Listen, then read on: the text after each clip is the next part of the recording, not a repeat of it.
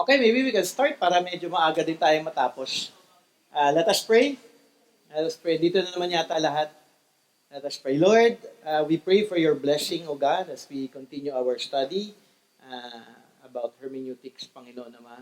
Especially with the book, Lord, ni Hendricks, Lord God, na Living by the Book. We pray, Lord, na amin itong maunawaan at makita din po namin ang inyo pong plano kung paano nga po ba namin haharapin ang aming mga Biblia upang maging tama din, Panginoon Ama, ang aming interpretasyon, maging tama, Panginoon Ama, ang aming pag-unawa sa inyong salita na hindi po nanggagaling sa aming sarili, kung hindi ayon din, Panginoon Ama, sa banal na Espiritu na siyang nagtuturo sa amin at naggagabay upang amin pong maunawaan ang inyong salita ng buong katotohanan at maisabuhay po ito na tunay, Panginoon Ama, na magresulta ng pagbibigay, Panginoon Ama, ng kaluwalhatian sa inyong pangalan. So, Lord, we ask for your mercy, for your grace, Lord God, as we study this afternoon. In Jesus' name we pray. Amen. Okay. Magstay lang tayo ng konti sa observation and then yung application, tama ba? Sorry, medyo nakakalimutan ko kung nasaan ako eh. Yun. Observation, interpretation, and then aaralin natin yung application by next month. So, bigay lang ako ng time sa observation dahil mahalaga na makita natin yung importansya ng pag-observe. So, the more you observe at tama yung proseso ng observation ninyo, kung ano yung nakikita ninyo sa scripture, excuse lang kung nadala yun.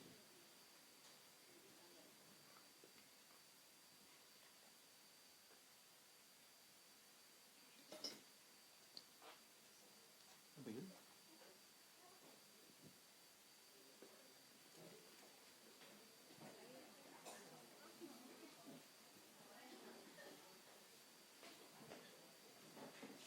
Okay. Dala niyo ulit yung ano niyo, MacArthur. Okay. So, the more you observe, kapag kunyari nagbabasa kayo, actually in time, the more na ina-apply ninyo yung inaaral natin, the more na mas magiging masasanay kayo na i-process kung paano ninyo i-interpret yung salita ng Panginoon. Okay, kahit parang kunyari, when you listen to a preaching, minsan pagka tinitignan mo kunyari yung text mismo, kung nasanay kayo na mag-form, mag-analyze, at i-outline sa isip nyo, kahit sa isip nyo lamang, ma-i-outline ninyo yung passage na inaaral, maunawaan nyo kagad. Okay? Yun yung kagandahan actually kapag meron kayo at nasanay kayo na nag-aaral at ina-apply talaga yung science of how to understand the Word of God. So, ang isa sa importante, which is na mahalaga na makita ninyo in terms of observation, is that you must learn to read. Lahat naman kayo marunong magbasa, no? Obviously.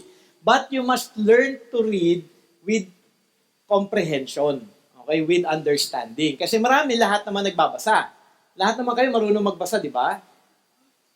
Maliban na lang kung babasahin nyo siguro ibang language. Kung kunyari, siyempre hindi nyo na maintindihan. Kung Korean, siguro may iba makakaintindi pa ng konti ng Korean language. Pero siyempre, hindi natin siya talaga tunay na maunawaan. So, parang kanina, may kausap lamang ako kanina. Sabi niya, Pastor Jay, napaka-importante pala ng reading comprehension, sabi ko, napaka-importante talaga dyan. Okay? Kasi, siyempre, maraming tao talaga nagbabasa pero hindi nila nako-comprehend. Tama ba?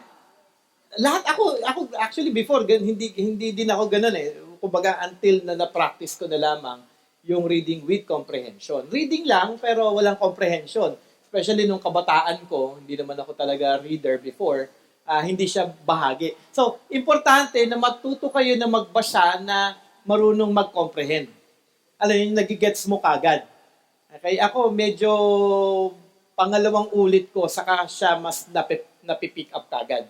Okay? So, iba-iba naman actually yung capacity nating lahat, pero maganda na ma-encourage kayo na matuto kayo na magbasa with understanding. Okay? Parang kung kunyari, pinabasa ko sa inyo, kunyari daw, Romans chapter 3. Sa isang basa nyo ba, makukuha niya kagad? For sure, may makukuha kayo kahit pa paano. Diba? Pero hindi ka agad. Hindi siya to the point na makukuha mo kagad. Okay? So yung una, mahalaga na makita natin that we are to learn to read. Okay? Kailangan natin magbasa ng may pag-unawa sa ating binabasa, and it takes practice and perseverance. So kung gusto nyo actually na matuto na mag-interpret ng scripture, ano yung kailangan nyo gawin? Magbasa kayo palagi ng Bible. Okay? Kung hindi kayo magbasa palagi ng Bible, hindi din kayo talaga matututo na mag-interpret ng salita ng Panginoon. Okay? Pangalawa, mahalaga na makita ninyo is to learn to read better and faster. So, proseso din ito. Okay? Hindi naman tayo pabilisan, pero maganda na the more you read better with comprehension, ito, papractice nyo din ngayon na medyo maging mabilis na kayong magbasa kahit papano. Okay? Siguro nga isang magandang ma-practice, yung when you read it aloud, you know how to follow yung mga punctuation marks. Importante yun eh. Kasi mahalaga yun eh. Alam niyo ba kami, nung nag-start ako sa pastoral ministry, kasama ko si Pastor Tito, si Christian, tatlo kami. Dahil aminado kami, hindi kami magaling sa English. So may isang English teacher sa Higher Rock, hinire namin. Binayaran namin tatlo. Sabi namin sa kanya, turuan mo kami kung paano magbasa ng maayos, ng alam mo, yung professional yung kalalabasan ng pagbabasa namin, at kung paano kami mag-grow in terms of comprehension, tsaka understanding mismo ng English. Kumbaga, yung sentence, kung ano yung mga nasa, English class. So, nag-undergo kami actually ng English class. Siguro mga second year ko yata yun. First year, second year ko sa full-time ministry, dumaan kami doon. So, malaking tulong. Malaking naging tulong siya sa akin. Mas nag-improve ako in terms of how I read the Bible kasi tinuruan niya kami kung paano namin babasahin ng tama. Kasi importante nga daw yun dahil bilang pastor, mahalaga na, di ba parang ang pangit naman, nagbabasa ako ng Bible, parang naiinis kayo sa akin, bagal naman magbasa na itong pastor na to. So, kumbaga, importante na tama yung pagbabasa. So, we are to learn to read better with comprehension at medyo dapat napapractice natin na medyo bumubilis din yung ating pagbabasa with comprehension din. Okay, so, it takes perseverance. Pangatlo, learn to read as for the first time. Kaya ano ibig sabihin ng as for the first time? Kasi minsan, kapag nagbabasa tayo ng Bible, parang kunyari, Psalm 23, ano yun? Pag dinignan na natin yung Psalm 23, ay, alam ko na to. 1 Corinthians 13. Diba? Minsan, John 3:16. Ano yung mga nasa stories na doon sa John chapter 3? Kay Nicodemus, di ba? So minsan kapag nabasa na natin kasi ito ng paulit-ulit, minsan parang mag-i-skip na tayo, ay alam ko na ito, I don't have to read this. Kaya nga mahalaga na makita natin dito, maganda yung reminder ni Hendricks was to learn to read as for the first time. Para hindi kayong parang mabubore o parang hindi ka nagaganahan. Okay? Kasi minsan we would say, alam ko na itong bagay na ito. Minsan ganun din eh. Kunyari daw, nakinig kayo ng preaching, tapos pagka sinabi niya, ay, John 3:16, parang mag-snooze ka na eh. Ay, alam ko na yun, ilang beses ko na pakinggan yan, dami ko ng preaching na pakinggan yan. So, when we read for the first time, ganun din when we listen, ask for the first time. Kasi marami pa itong mailalabas, marami pa itong maituturo sa atin. Okay? Kaya ako ang ginagawa ko, isang technique na ginagawa ko when I preach, hindi ko binabalikan madalas yung old manuscript ko unless kailangan ko lang. Kunyari daw yung mga preaching ko before, kunyari First Thessalonians, may manuscript na ako dyan, natapos ko na yung First Thessalonians kasi yun yung unang book na inaral natin dito. Nung tinuro ko yung First Thessalonians sa inyo ulit, during the prayer night natin, hindi ko na siya binalikan. Yung dati kong manuscript. Kasi para bago ulit siya sa akin. Kaya kapag binasa ko yun, okay, alam ko na ito. Pero ngayon, inaral ko ulit, meron mga bagay na nadagdag at nabago at mas naging, mas detailed na ngayon. So yun yung kagandahan, na parang you are reading as for the first time. Para palagi siyang encouragement para sa inyo na marami pa tayong mga bagay na pwede pang matutunan sa salita ng Panginoong Diyos. Okay? Pang-apat na reminder ni Hendricks is read the Bible as a love letter. Okay? Although hindi na naman uso ngayon ang love letter, may nakakatanggap pa ba sa inyo ng love letter? Sa asawa ninyo? Si Sister Glory, umuoo pa eh. So, sinusulatan pa yata siya. Estudyante. So, mga bata? Hindi ba parang pido yun? Hindi. Teacher's Day. Teacher's Day. So, when you read the Bible as a love letter, it is something that is, parang you take it as something important. Diba? Parang kung may nagsulat sa iyo na isang tao na mahalaga para sa iyo, ganun din actually ang salita ng Panginoon. Much higit pa. Mas higit pa dahil ang nagsusulat sa atin, kanino bang salita ang binabasa natin? Kay God. Okay? At si God, may message siya para sa ating lahat. So, ganun yung dapat na approach natin when we read the Bible. Merong mensahe ang aking Panginoong Diyos sa akin habang binabasa ko ito, ano yung mga kalooban, nais ng Panginoon na aking matutunan sa kanyang salita. So, kailangan natin itong ilagay sa ating isip na ganito yung dapat ng kapamaraanan natin pag tayo ay nagbabasa ng salita ng Panginoon. Hindi yung parang, babasa na naman ako ng Bible, sabi ni Brother Jay, kailangan lang magbasa. Hindi, actually, kailangan natin basahin dahil salita ito ng Panginoon at may nais ang ating Panginoong Diyos na meron tayong matutunan sa kanyang salita. Malinaw? So, mahalaga na makita natin itong apat na ito. Ulitin ko lang, You must learn to read with comprehension, learn to read better and faster, learn to read as for the first time, and read the Bible as a love letter. So, ito meron tayong dadaanan na 10 strategies to first-rate reading. Meron siyang 10 way how to read. At mahalaga na makita natin ito, pero medyo mabilis ko lang dadaanan kasi yung iba dito, madali nyo naman maunawaan. Okay, number 1, read thoughtfully. Okay? Apply intense mental focus and discipline, treating Bible study with the same seriousness you would a vital profession. Okay? Kung may mahalaga ang trabaho sa inyo, pinag-iisipan ninyo yung ginagawa niyo sa trabaho, ganun din actually sa salita ng Panginoon. Read thoughtfully. Pag-isipan ninyo, bigyan niyo siya ng oras. Hindi yung parang binasa niya lang, kunyari, babasa ako ngayon ng Isaiah 45, Thus says the Lord to His anointed, to Cyrus, whose right hand I grasped, to subdue nations before Him, to loose the belts of kings, to open doors before Him, that gates may not be closed. Parang binasa ko lang, pero, hindi ko pinag-isipan maigi. Pero kapag binasa mo siya, na iisa-isahin mo siya, mahalaga na makita natin na meron papasok because the Holy Spirit will work in our minds and in our hearts para maunawaan natin din yung kanyang salita. So, read thoughtfully. Okay? Number 2, read repeatedly. Isa sa mga hermeneutics class na inatenan ko before pa ako pumasok actually sa full-time ministry, ito yung paulit-ulit doon sa class namin. That was Kit Essex, professor siya sa Master Seminary. Before, retired na siya ngayon. Ang sabi niya, kunyari daw, mag-preach ako sa 1 Thessalonians, I have to read 1 Thessalonians at least 5 times. Then if I'm going to teach yung first chapter, I have to read it for 10 times. So kung isang passage o sabihin natin mga 5 verses ang aralin ko doon, every time na babalikan ko at hindi ko natatapos yung 1 Thessalonians chapter 1, I have to repeat and repeat and repeat para maunawaan ko siya. So, read passages over and over, okay, sometimes dozen of times, because Scripture has staying power and reveals new insights with each exposure. Read entire books in one sitting. Start from the beginning, use different translation, listen to audio version, read aloud, and follow a consistent schedule. Para mas maunawaan ninyo. Kaya nga maganda masubukan ninyo. You read the whole Bible, yun yung kagandahan ng reading the whole Bible.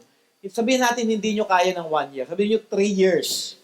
Targeting nyo ng 3 years man lang, matapos nyo from Genesis to Revelation. 66 books for 3 years. And then after 3 years, magpalit na kayo ngayon ng version. Okay? So after 3 years ulit, ibang version ulit. Okay? So, mahalaga yun dahil magkakaroon ng ibang understanding pa kayo dahil nga ganun ang scripture. Okay? At meron mga translation um, na thought by thought, yung application niya, katunyari daw, NIV, hindi siya word for word, hindi siya parang at the approach of a literal from Greek, Hebrew and Aramaic na translation. Medyo mas wooden ang dating kasi kunyari ng ESV, ng NASB, more than NIV. Maraming tao gusto NIV eh. Ako, gusto ko NIV. Yun yung first Bible ko eh. NIV. Kasi napaka sarap basahin. Alam mo yun yung parang pwede mo siyang basahin ng dire-diretso. Kasi nga, by thought siya, inisip kung paano yung magiging fluency ng pagbabasa mo doon. So, read repeatedly. In time, pwede nyo din basahin kunyari kung if you have two translations na Bible sa bahay ninyo para mas maintindihan nyo talaga. May isang chapter kayong binabasa, basahin nyo sa ESV. Kung meron kayong NASB, basahin nyo din siya sa NASB. Kung may NIV kayo, basahin nyo sa NIV. Okay? So, mahalaga we are to read it repeatedly. And then, read selectively. Ang advice dito ni patiently pala. Read patiently. Sabi dito, don't expect instant results. Develop staying power for the long haul. Work with one book for a month using a zoom lens. Approach step back for the big picture, then zoom in on details, then zoom back out. So, ibig sabihin, basahin mo siya patiently. Inuunti-unti mo siyang iniintindi. Okay? Read widely, ibig sabihin, tinitignan mo yung parang buong kabuuan. Read in zoom, okay, na parang tinitignan mo siya by verses. Mas tinitignan mo, okay, ano ibig sabihin ng verse na ito. Pagka in wide, okay, ano ang relationship ng verse na ito with the other verses? Yung preceding, tsaka yung after, yung before and after verses na iyong inaaral. Okay? So, read patiently. Huwag kayong magmamadali. Huwag yung parang, ito yung problem ng maraming Christian, impatient. So, minsan kasi ang thinking, na kapag nagbasa ng Bible, maintindihan mo na kagad lahat, maunawaan mo na lahat. Actually, hindi. Ang dami ko pang actually in reality, dami ko pang hindi na-aaral sa Bible for 20 years as a pastor, ang dami ko pang kailangan matutunan.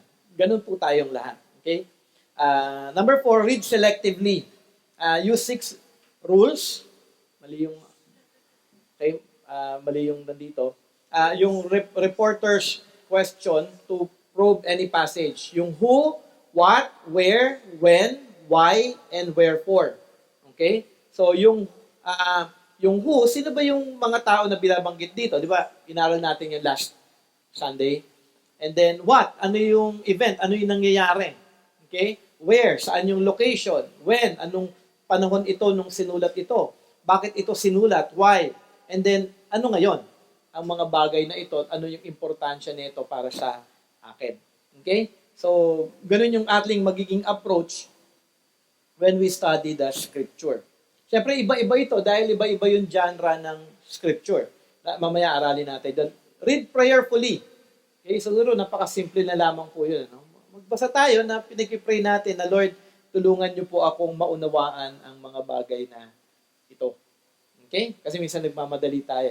Actually, ito yung naging problem ko for the past days. Dahil sa dami kong inaaral at binabasa, marami kong parang minadali, hindi ako naging patient. Kaya parang litong-lito ko these past days. Ang problema ko, may counseling ako nung Monday, at 3 oras kaming nag-counseling nung kausap ko, kaya puyat ako nung Monday. Tapos Tuesday evening, nagturo ako ng biblical counseling sa cell ni Brother Rico, sa kanyang cell. And then, Wednesday, at least, kinaawaan ako ni Pastor Kaloy, hindi niya ako sinama sa roster ng Higher Rock Prayer Night. Kaya nung nakita ko yung lineup, siya nagagawa ng lineup. Kasi nag-usap kami nung Tuesday evening. Sabi ko, dami kong ginagawa. Mukhang naalala niya. So, nakapag-focus ako ng Wednesday, Thursday, and Friday. Pero yung problem nga, medyo minadali ko yung pagbabasa ko. Kaya hindi ko magawa yung project ko, yung paper ko. Ngayon ang ginawa ko, nag-pray ako. Pray ako. And first thing na binigay sa akin ni God, ulitin mo lahat ng mga binasa mo at magbasa ka patiently. Ganun ang paalala ni God sa akin. So, yun yung kanyang paalala sa akin. At binalikan ko ulit lahat ng mga nung video, ng mga readings ko, at okay na after that. Okay? So, nakuha ko na, nag-gets ko na, okay. Kaya nga lang, medyo busy pa rin ako dahil kahapon nagturo naman ako ng biblical counseling din sa Shell din sa Higher Rock. So, medyo talagang kulang ng time. Pero praise God dahil nga, importante yung mga bagay na ito. So, minsan, hindi natin nakikita siya eh. So, read patiently, read repeatedly, read selectively, read prayerfully, dahil ang Diyos lamang din ang tutulong sa atin. Not because we are good, not because we are intelligent, it is only by the grace of God na ating magagawa ito. Okay? Read imaginatively. Okay? So, ibig sabihin, when you read, isipin nyo din yung mga nangyayari. Di ba? Kung kunyari daw, story ng kay Noah, napipicture nyo ba kung gaano kalaki yung minsan kasi inisa, gumawa siya ng bangka. Actually, hindi bangka yun. Okay, pagkalaki-laki noon, no? Tapos ang gumawa lang noon, buong pamilya niya. If you're going to read imaginative, ang laki nito. So sa tingin nyo, it's because of Noah? No, it's the grace of God. Makikita natin yung kapangyarihan ng ating Panginoong Diyos kung paano niya naggawa actually yung bagay na yun. Kaya nga kung pwede nga lang po kayong padalin sa US, meron doong parang life size ng ark eh. So, maganda yon. Pinaplano ko nga pumunta nga doon. Makapunta nga bukas. Read imaginatively. Kunyari daw, ano bang ibang mga Bible stories na naisip yung kay Jonah, okay, kinain ng dilis. Siyempre, malaking fish yun. So, gaano kalaki yung fish na ito? Di ba? Parang, ako iisip ko lang yung sa One Piece eh. Yung, ewan ko, nanood kayo ng One Piece, yung kinain ng... So, parang ganon. Okay? So, read imaginatively. Para nandun din kayo dun sa story. Hindi yung parang binabasa nyo lang ng parang, alam mo, parang patay lang kayo. Okay? Pumasok kayo sa story. Okay? Read meditatively. Okay? Reflect on scripture continually throughout the day. So, siyempre, binasa mo siya, minimeditate mo siya, pinifeel mo yung mind with biblical truths, at inaalala mo kung paano mo i-apply yung salita ng Panginoon ngayong araw na ito. Okay? Read purposefully. Okay? Purposefully. Okay? Ibig sabihin, look for the author's aim by discerning structure, pay attention to grammatical elements, verbs, subjects, modifiers, connectives, like, but, and therefore, and literary structures, mga ito, aralin natin later, to understand the author's intended message. So, ibig sabihin, alamin nyo kung ano yung, bakit ito sinulat. Okay? So, mahalaga na makita natin yun. And then, read acquisitively. Okay? Read not merely to receive information, hindi lang para i-fill yung mind niyo, but to retain and possess it. Kumbaga, gagawin mong yung promise na ito sa'yo. Kumbaga, talagang inintindi mo siya at naalala mo hanggang ngayon yung importansya ng passage na ito.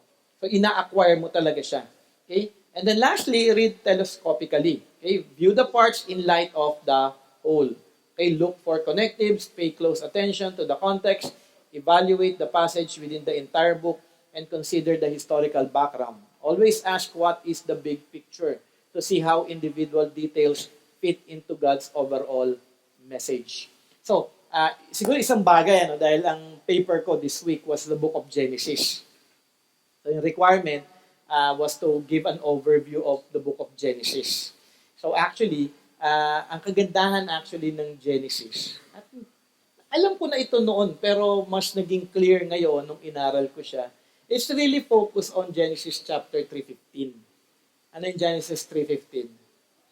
The seed of the woman. Okay, kasi nag-sin, gumawa si God ng paraan para maligtas tayong lahat. At yung seed na ito, pinangako niya na manggagaling ito sa isang babae. Okay? At kung ating titignan ngayon sa Genesis, tinupad niya yung kanyang pangako despite of na nagkasala ang tao. Ang ating Panginoon naging faithful siya para sa kataparan yung kanyang pangako na darating yung tagapagligtas. Okay, though nag-sin ang mga tao, sino yung preserve niya? Naging napakamakasalanan ng buong mundo. Si Noah. Okay, so preserve ng ating Panginoong Diyos si Noah. And from the line of Noah, makikita natin, naging makasalanan pa rin si Noah. And from after Noah, may pinili ang ating Panginoon out of all the people at that time was Abraham. So, from the time of Abraham, nagbigay siya ng promise doon na magiging you will be called blessed and you will bring blessing to all nations. So, may pangako ngayon. So, makikita natin, may pangako sa Genesis 3:15, may pangako kay Noah because may covenant siya na hindi niya na ulit lilipulin ng tao with the flood. May pinili na ngayon siyang isang tao na magdadala ng seed na ito. Alam na natin ngayon sa lahi ito ni Abraham. And then, binigay yung covenant kay Abraham na magkakaroon ka ng anak, more than the stars, di ba? More than the seas, the sand of the sea. So, after that, sino yung dumating? Dumating yung part kung saan ibinigay-dinigad yung promise na ito kay Isaac. And then after nung kay Isaac, binigay niya yung promise niya ulit ng ating Panginoon sa bayan na ng Judah. Kaya ang Judah, importante ang Judah. Kasi doon galing si Jesus Christ. So from Genesis pa lamang, makikita na natin na ang purpose ni God, i-create, maging blessing tayo sa ating Panginoong Diyos. Meron tayong responsibility, sundin siya. Pero nagkasala tayo, gumawa ng paraan ng ating Panginoong Diyos para iligtas tayo. Binigay niya yung pangako sa Genesis 3:15 at itinupad niya lahat ng ito until mangyari ngayon na dumating si Jesus Christ. So yung Genesis is something na parang beginning siya, pero ipinapakita sa atin kung paano ini-establish ni God na tuparin yung kanyang pangako in Genesis chapter 3:15. Up to the time na dumating yung pinili ng ating Panginoon na magiging bayan niya, which is mga Israelita. From Israel, doon manggagaling ang lahi ng ating Panginoong Jesus. At dumaan na yon, daming panahon, kung makikita natin, may pinipreserve si God, dapat mawawala na yung lahi actually ng dapat magdadala kay Jesus Christ, pero preserve niya yon. Alam niyo yung story na yon sa Old Testament? Meron isang anak ng hari na hindi napatay. Meron nun eh. Nakalimutan ko lang kung anong passage yun. Preserve siya ni God dahil hindi pwedeng mamatay yun dahil kapag namatay yun, hindi matutupad yung Genesis 3:15. So, preserve niya yun, tapos umangat ulit siya sa kanyang pagiging hari, dumating ulit until the time ngayon, si Jesus Christ ay dumating. So, yung purpose actually ng Genesis is for us to hold on to the promises of God na meron siyang ipinangako na kanyang tutuparin para sa ating lahat. Minsan kasi hindi natin nakikita, akala natin is just stories. But it is how God moves para kanyang maipakita sa atin yung kanyang katapatan. Okay? So, after this, there are 6 things to look for daw in the Bible. Okay? Sabi ni Howard Hendricks, number 1, things that are emphasized. Okay, look for the amount of space a writer devotes to a subject, sabi niya doon, and the stated purpose, the strategic order of presentation, and the moment from lesser to greater. These are the author's signals that say, this is important, pay attention. They reveal main point that the Spirit of God wants you to grasp. Okay, for example, yung amount of space. Genesis 1 to 11, ito yung time kung saan create ni God until the time na kanya itong creation, fall, tapos nagkaroon pa ng problem sa yung flood, and then yung promise ulit, dumating ulit sa before the time nung kay Abraham. Okay? That is Genesis 1 to 11. And then Genesis 12 onwards, patungkol na ito doon sa 4 na tao. Okay? Kay Abraham, doon sa kanyang mga anak, until the time na dumating yung parang prologue siya para sa pagdating ng Exodus, yung time ng kay Moses. So dito makikita natin yung amount of space na sinasabi nga, yung unang part, Genesis 1 to 11, yung susunod, Genesis 12 to 50. So, ibig sabihin, may binibigay na emphasis dito yung Genesis o yung book na ito para sa ating lahat. Okay? Yung stated purpose na sinasabi dito ni Howard Hendricks is parang kunyari, John 20:30 to 31, which is yung main verse kung bakit sinulat ni Apostle John ang Book of John o yung Gospel of John. Sabi dito, Jesus did many other miraculous signs in the presence of His disciples, which are not recorded in this book. But these are written that you may believe that Jesus is the Christ. So, ito yung stated purpose. Kaya ako binabasa ngayon itong Gospel of John kasi para ako manampalataya kay Jesus Christ. Yun yung focus. Kaya nga kapag, kunyari, inaral natin ang Gospel of John, ang tuon dapat palagi ay for them to believe. Yun, alam ng youth yun, di ba? Nasa Gospel of John tayo eh. Parang naiinis na sila sa akin, paulit-ulit daw ako eh. Every time kami nag-start, ano yung purpose ng Gospel of John? Hindi pa rin nila maalala hanggang ngayon. Kaya naalala naman nila. So that we may believe that Jesus is the Christ. Okay, yung order, kung makikita natin, Genesis 2, makikita natin yung mga purposes doon. Okay, movement from lesser to greater. Ang example dito, alam niyo yung 2 Samuel 11 and 12? 2 Samuel 11:12, story ni David and Bathsheba. Okay? Pwede din naman David and Goliath kung gusto niyo yung story na yun. Okay? Pero dito makikita natin from lesser to greater. So yung climax ng story. Okay, okay, ito yung importansya dito. So para at least makita natin kung ano yung ine-emphasize. Ano yung ine-emphasize doon sa story ni David and hindi Goliath Bathsheba. Yung nag-adultery siya, pinapakita dito ang kabanalan actually ng ating Panginoong Diyos. Kaya importante na makita natin yung holiness niya.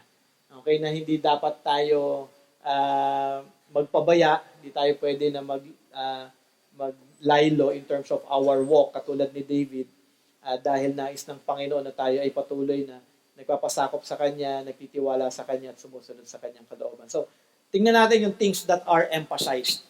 Okay? Parang katulad kunyari, yung inaaral natin sa Luke chapter 8.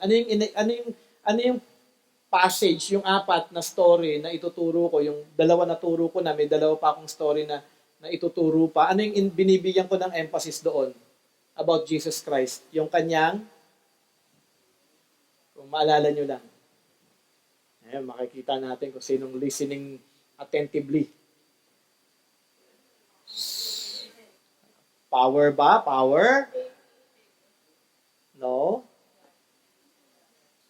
Yung kanyang authority. Okay, yung authority, yung kanyang pagiging God. Okay, so ini-emphasize doon sa story na yun, nung pagkakasulat ni Luke, things that are emphasized. Emphasized madalas naman talaga yung deity ni Jesus Christ. Pero doon ipinapakita yung kanyang authority doon sa mga bagay na kanyang kinaharap. Okay, number 2, things that are repeated. Ito, alam nyo na yan. Kaya palagi ko sinasabi ko, pagka inuulit, ito ay importante. Okay, siguro hindi ko na kailangan Yung mga words, importante ito. Tignan nyo kung ano yung paulit-ulit na word kasi magbibigay emphasis ito doon sa bagay na dapat natin siyang makita. Okay? Parang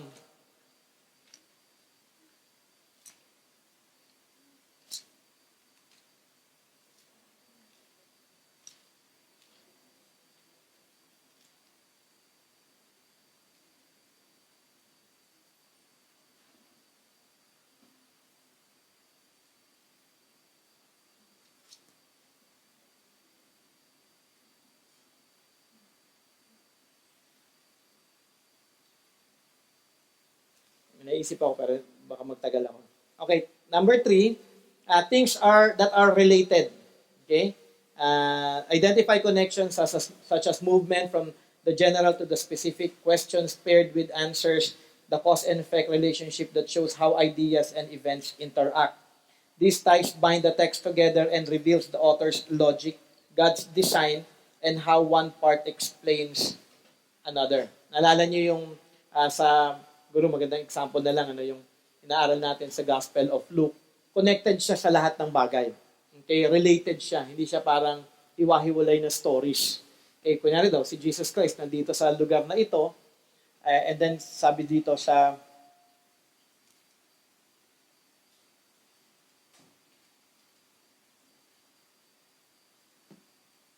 chapter 8, dahil nandun tayo ngayon, nag-forgive ang ating Panginoong Jesus, okay? And then dun sa babae na ito, at sabi niya, your faith has saved you, go in peace. And then that's chapter 7, yung last verse, verse 50. And then chapter 8, soon afterward, he went on through cities and villages, proclaiming and bringing the good news of the kingdom of God, and the 12 were with him. So makikita natin, may progress. Related pa rin siya. So after niya magpagaling, umalis siya, lumipat siya pumunta siya sa isang village at patuloy siya na nagpo-proclaim ng kanyang mensahe. Kasama daw yung 12 kung saan dito ating inaral kung sino sila at yung kahalagahan nila at yung kahalagahan din ng mga babae in the ministry, kung paano sila tumulong sa ating Panginoong Diyos. Okay? And then after that, na magturo ang ating Panginoon patungkol sa pananampalataya, ipinakita din ng ating Panginoong Diyos sa kanila na sa verse 4, yung parable of the sower, kung ano yung kahalagahan ngayon ng pananampalatayang ito. Itong pananampalataya na ito ay hindi lang siya pananampalataya lamang. Kung hindi, ito ay dapat na, ano yung parable of the sower? Ano yung point doon na tinuturo sa atin? Maraming makakapakinig, maraming sasabihin nilang mananampalataya, pero hindi. Ano yung huli? Yung last seed na binanggit, nagbunga. Okay? Kasi he was stating about faith sa chapter 7, chapter 8, ipinapakita ngayon dito ng ating Panginoong Jesus na yung pananampalatayang ito, hindi siya patay. Kung hindi, ito'y dapat na nagbubunga. Kasi daming magkasabi, Christian sila, pero in the end, hindi pala. So, kailangan itong makita sa ating pamumuhay. At ikiniklear ito ng ating... So, it is related. So, intindihin natin when we read, ano yung kasunod ng story na ito? Ano yung relationship neto dito? Ano yung binibigyan ng kahalagahan neto dito? Okay? So, mahalaga na makita natin yung mga bagay na ito. And then, things that are alike. Ito siguro, dun sa mga magagaling sa English, okay, kapag sinabing simile, you are using andito na pala. Okay? Like or as. Okay? So, parang kunyari, Psalm 42 verse 1, as the deer pants for the water brooks, so my soul pants for thee, O God. Ano sinasabi niya dito? Katulad ng isang deer, ganun din ako na nauuhaw sa salita ng Panginoon. Ano daw?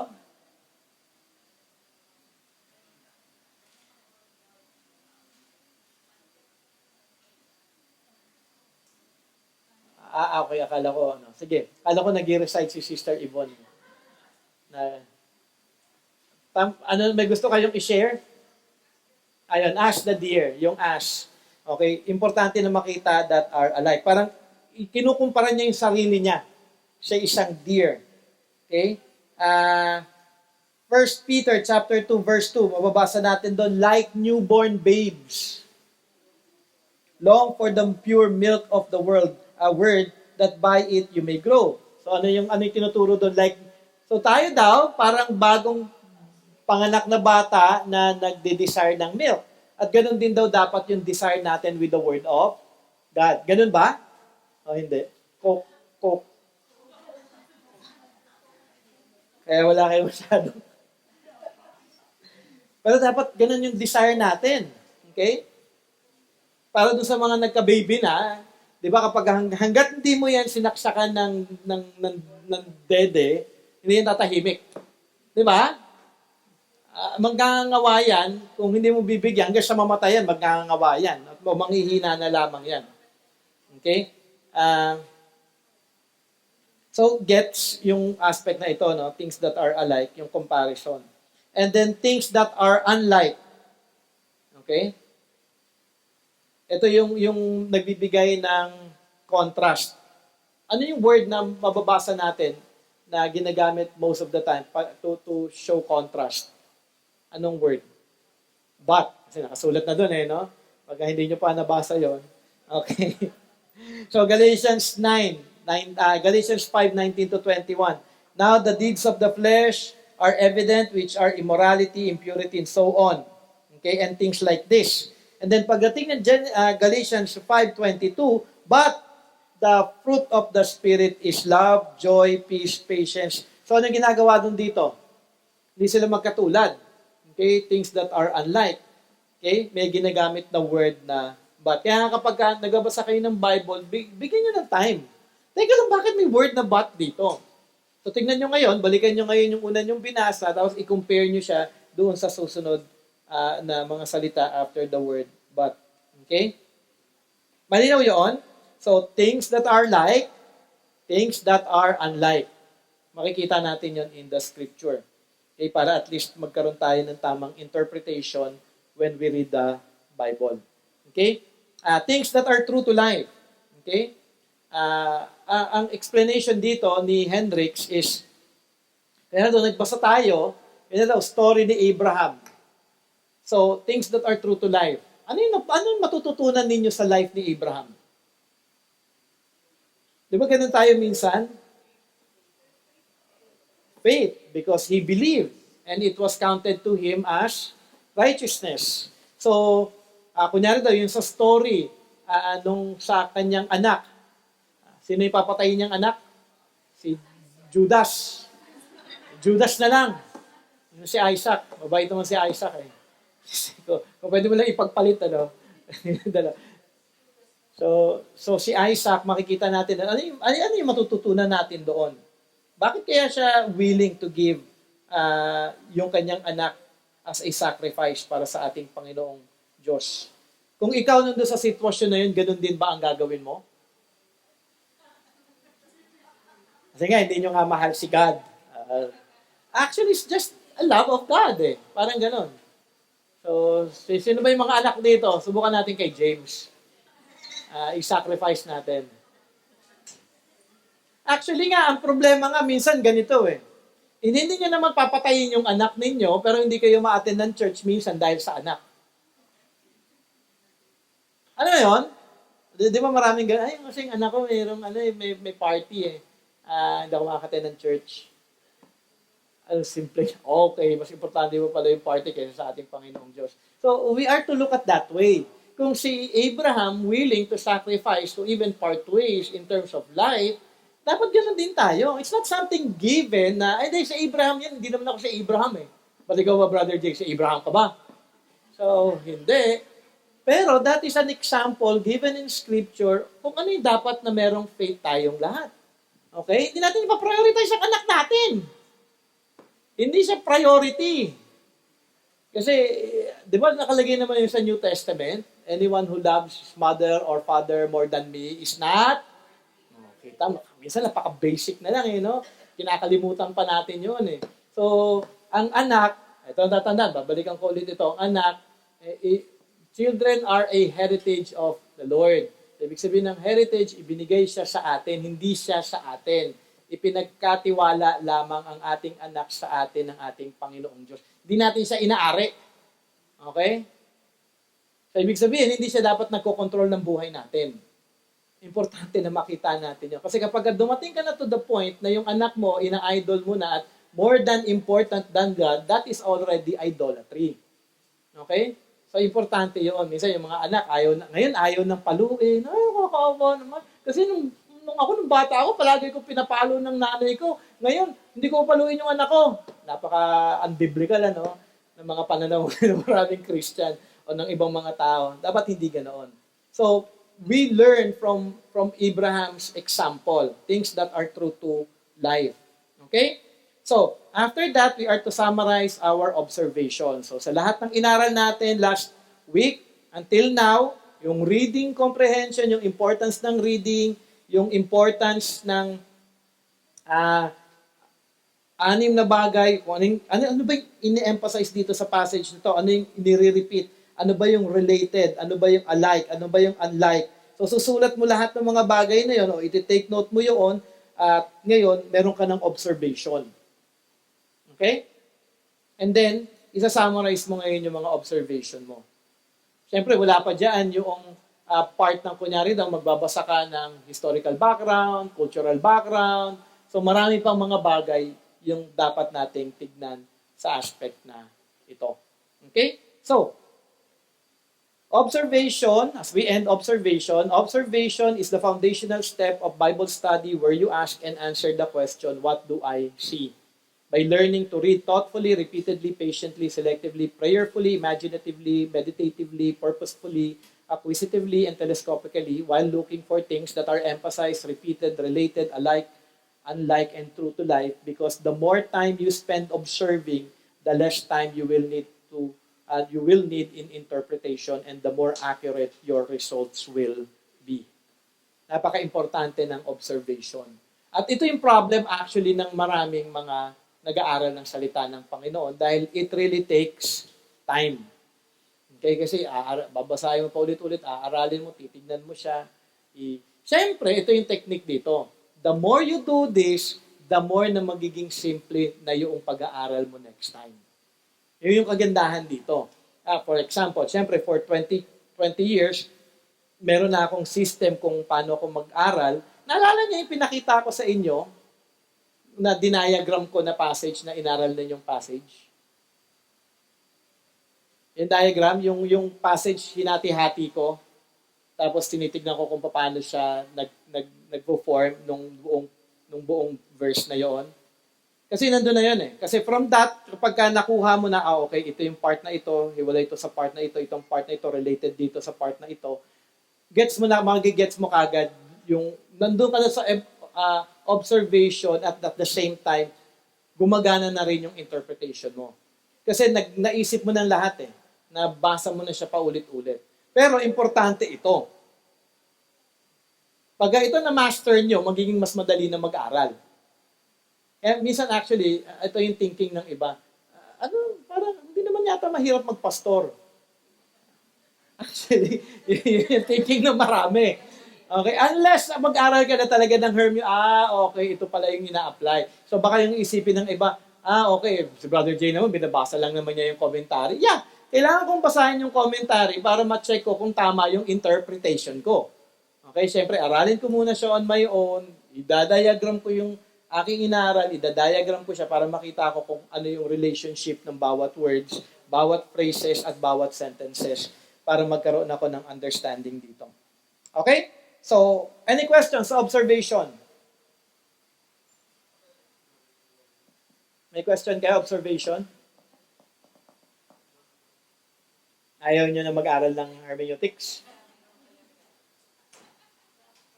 Hindi, marami talagang gagawin kasi parang ngayon nyo lang nakita siya.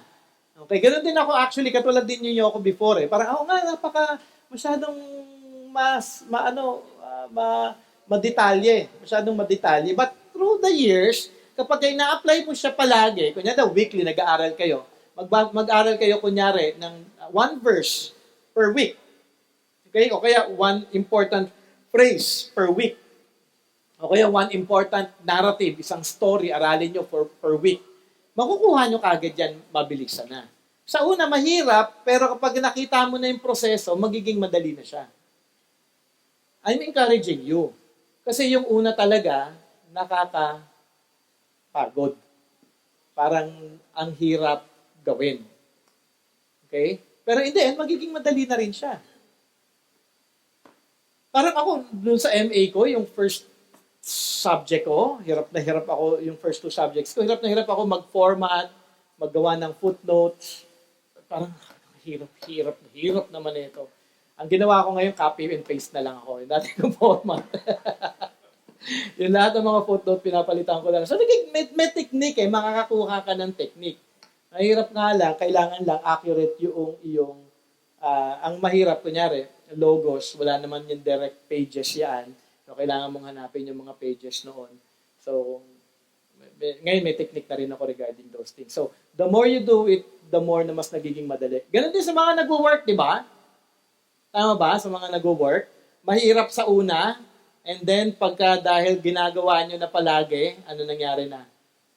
Nagkukuha na kayo ng ventilador, tatali nyo na yung mouse para gumagalaw yung mouse ninyo. Kasi may technique na kayo. Okay? Natutunan ko yung kay Lennox. Si Lennox. Kinikwento sa akin ni Lennox. Kasi alam niya, i-example ko siya. So, na hindi ginagawa ni Lennox. Mabilis siyang gumawa ng trabaho si Lennox. Yung trabaho niya nga po next week, nagawa na daw niya. Kasi nga nakuha na yung technique, nakuha niyo na yung proseso.